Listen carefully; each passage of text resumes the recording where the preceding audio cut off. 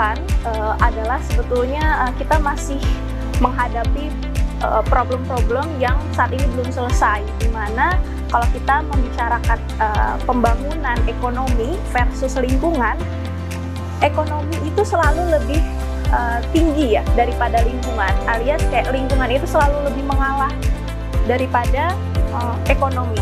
Jadi pemerintah sampai saat ini masih mengedepankan untuk kepentingan ekonomi dan pembangunan ekonomi saja gitu. Nah, akhirnya lingkungan kita hanya menjadi nomor 2, 3, dan seterusnya. Misalnya contohnya di Freeport dan berbagai aktivitas seperti pemotongan pohon liar di hutan dan kawasan industri sawit. Untuk itu saya minta pemerintah fokus dalam menangani isu-isu lingkungan dan semakin aware untuk tetap menjaga bumi ini.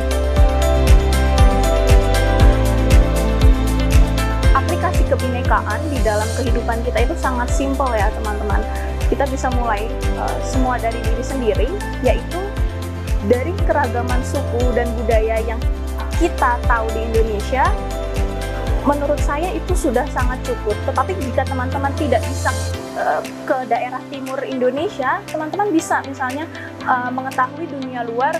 Kita traveling, solo traveling, teman-teman akan mengaplikasikan bagaimana Bhinneka Tunggal Ika itu terdapat di dalam diri teman-teman. Kayak misalnya kalian tetap menjaga kebudayaan kalian, baik dari suku apapun yang menjadi diri kalian di sana, dan tetap menjadi budaya timur ketika kalian di dunia barat gitu. Itu yang saya lakukan ketika saya di luar. Kemudian tetap menjadi seseorang yang mengakomodasi pluralistik. Teman-teman bisa menerima semua orang, apapun agamanya, gendernya, ekspresinya, dan identitas seksualnya, dan tebarlah cinta dan kasih kepada siapapun dan dimanapun teman-teman berada.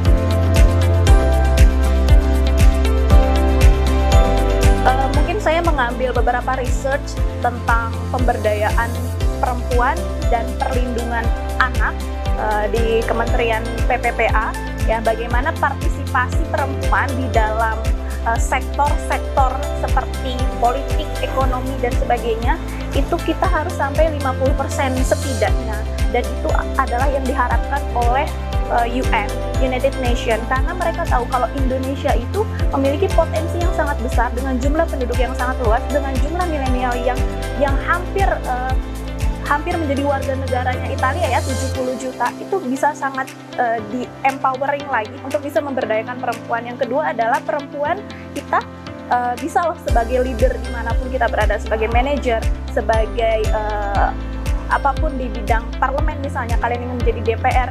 Jadi tidak hanya di ranah bawah, alias kalau kita ingin menciptakan perubahan, maka masuklah di dalam perubahan itu, yaitu kalian masuk di dalam parlemen, DPR, dan kalian mengutarakan aspirasi kalian dan mewakili masyarakat seperti itu.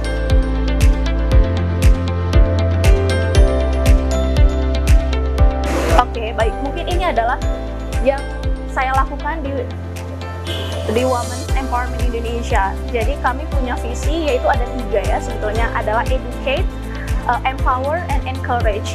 Educate adalah bagaimana kita itu mengedukasi. Tetaplah edukasi itu menjadi starting point kita. Edukasi perempuan, tidak hanya perempuan ya, tetapi juga laki-laki. Edukasi bagaimana mereka harus menghargai perempuan dan menghargai orang lain gitu. Yang kedua adalah empower, memberdayakan perempuan dimanapun mereka fokusnya atau bidangnya dan cita-citanya. Misalnya saya membuat Women in Education, Women in Business, Women in Health and Medicine, Women in Science. Nah, saya memeta-metakan itu untuk mendukung mereka, mengencourage mereka menjadi perempuan yang berdaya.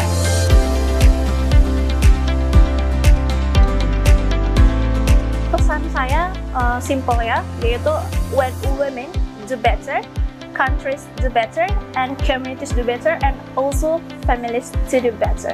Thank you.